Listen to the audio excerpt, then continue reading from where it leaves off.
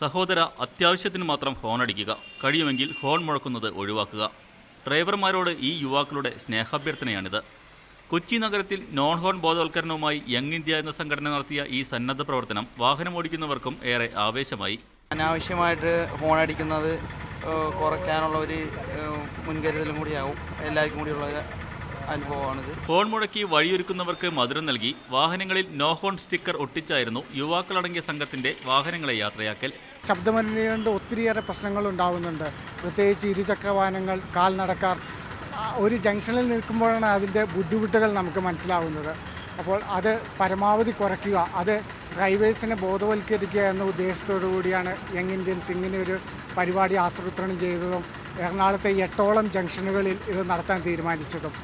Kaloor, Edappally, Vyttila, pipe line എന്നിങ്ങനെ വാഹനത്തിരക്കേറിയ സ്ഥലങ്ങളിലായിരുന്നു ബോധവൽക്കരണം.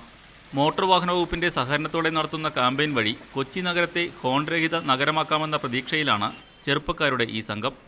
Media 1 Kochi.